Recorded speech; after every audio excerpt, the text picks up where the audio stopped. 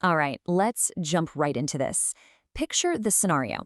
You've got 20,000 euros sitting there, ready to spend on your home.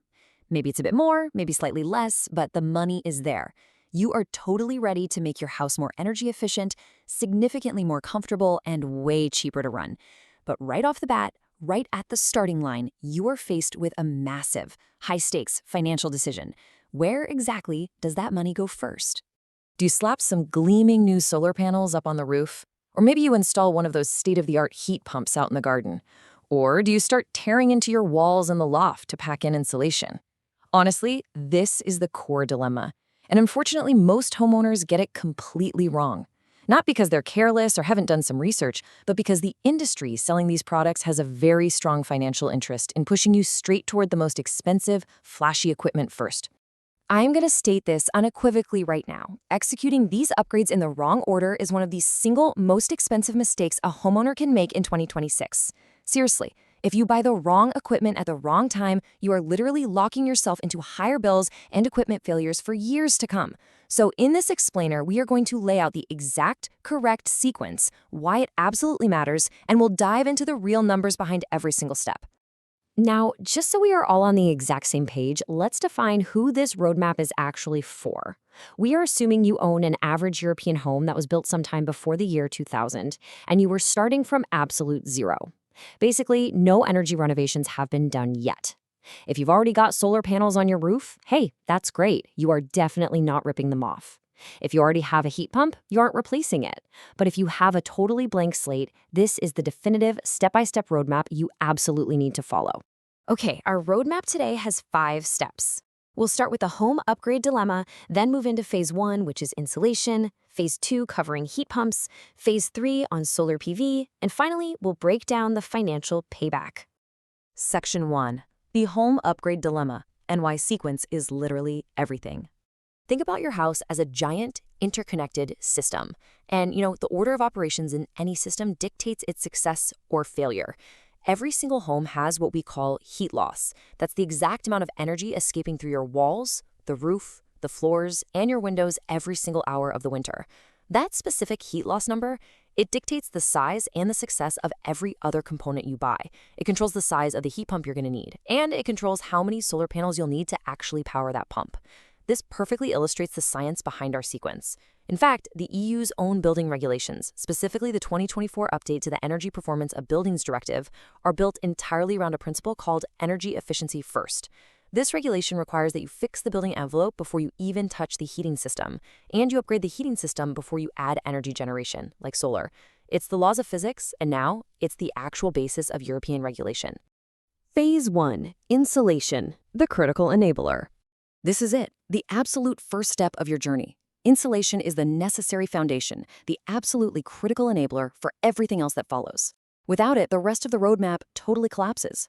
Just consider the sheer scale of the financial return here. Every single euro you spend on insulation reduces the amount you need to spend on heating equipment later by 3 to 5 euros. I mean, think about that for a second. That is a 300 to 500% return on your investment in reduced equipment costs alone. And that's before you've even counted a single euro of your ongoing monthly energy bill savings. This instantly validates why insulation simply must come before you buy any piece of equipment. So, acting as your virtual engineer friend for a minute, let me walk you through the exact hierarchy of how you insulate, because the order here really matters too. First up, you need to get a professional energy audit and a blower door test. This pressurizes your house to find all those thousands of tiny air leaks around window frames and pipes. Honestly, all those leaks added up equal leaving a window wide open all winter long, so seal those first. Second, tackle the attic. Heat rises, right? And if your attic has just 10 centimeters of 20-year-old fluff, you are basically paying to heat the sky. You want to aim for 24 to 32 centimeters of insulation to be truly net zero ready. Third is external wall insulation. Wrapping the house from the outside keeps the structural walls nice and warm and dry, which totally prevents mold. The current EU standard for an A or B rating is generally around 14 to 16 centimeters. And finally, windows. You're looking for triple glazing with a U value below 0.80. U value just measures how much heat escapes, so the lower the number, the better. But listen, how the window is installed matters just as much as the glass itself. A badly installed triple glazed window will actually perform worse than a properly sealed double glazed one. And here's exactly why phase 1 is a strict precondition for phase 2. Good insulation is what makes your future heat pump actually work correctly. Heat pumps are precision machines. They are most efficient at low flow temperatures, somewhere around 35 to 45 degrees Celsius. If your house is highly insulated, your existing radiators can easily heat your home at those low temperatures.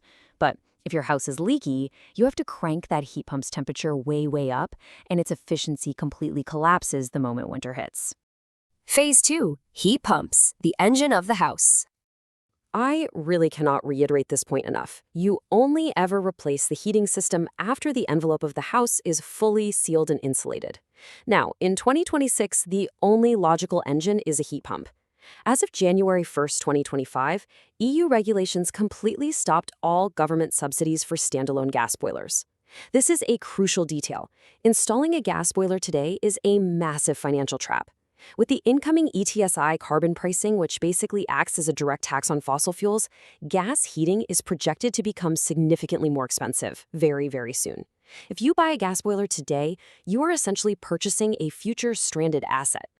Let's look at a stark comparison to prove exactly why we insulated first. If you skipped insulation, your leaky house is going to require a massive 12-kilowatt heat pump that'll cost you around 12,000 euros. Now, if you decide to insulate later on, that huge unit suddenly becomes oversized for your new needs. It's going to do something called short cycling. That basically means it's constantly turning itself on and off, which destroys the compressor and makes your electricity bill absolutely spike.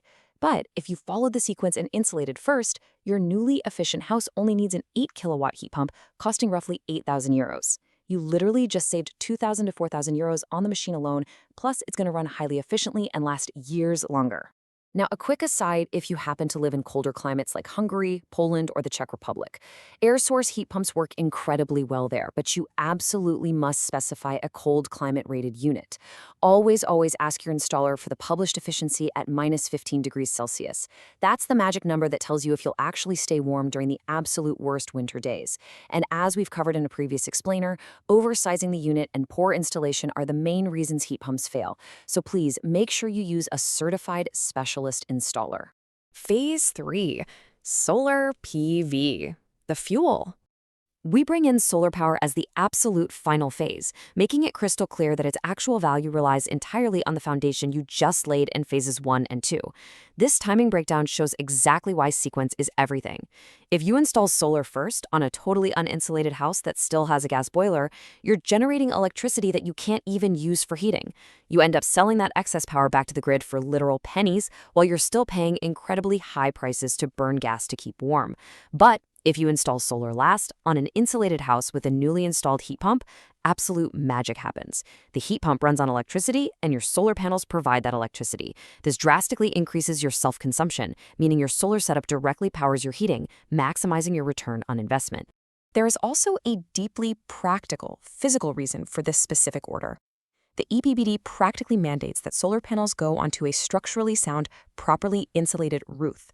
If you install solar panels first, and then 2 years down the line you realize your attic is freezing and needs a new insulated roof covering, well, you have to pay a whole crew to come out, remove your solar panels, insulate the roof, and then reinstall them all over again. It is a crazy, costly, and entirely avoidable hassle. Section 5, the financial payback, or the bottom line. Okay, let's zoom out and look at the overarching financial wisdom of this chronological roadmap and see how the actual real estate market is responding to these upgrades. The market reality across Europe is shifting incredibly fast right now. Homes that achieve an A or B energy rating are currently selling for 10 to 15% more than equivalent homes with poor ratings. Conversely, we are seeing the brown discount actively driving down the value of F&G rated properties. In fact, in some markets right now, unrenovated homes are actually becoming quite difficult to even get a mortgage for. But if you follow our complete sequence, insulation, then the heat pump, then solar, the typical payback time is just 7 to 12 years. And this number right here represents the ultimate long-term reality. Over a 25-year period, the ratio of lifetime savings to your upfront investment for this exact sequence is 2.0 or higher. Think about that. For every €1 you invest in doing this properly, in the right order, you get €2 back in pure savings, all alongside having a much more comfortable home and a significantly higher property value. So let's bring it all back to that original €20,000 budget we talked about at the start. If you have 20 grand to spend, the optimal allocation is spending €15,000, which is 75%, straight on insulation. Then, the remaining €5,000 goes toward a smaller, highly efficient heat pump. That specific allocation provides vastly better comfort and much lower bills than if you went and blew the whole $20,000 on a massive solar array and a giant heat pump strapped to a totally uninsulated house. So here is your definitive chronological checklist one last time. Step 1, audit and air tightness. Step 2, attic insulation. Step 3, wall insulation and windows. Step 4, heat pump. Step 5, solar PV. If you are already partway through this list, that's totally fine. Just start at whatever step you're currently on. But remember, always complete the current phase before moving on to the next. And hey, if you are planning an upgrade and want some expert community advice, be sure to check out the school group link in the description to make absolutely sure you get this right. Which naturally leads us to a pretty provocative question for anyone who might still be on the fence about Phase 2.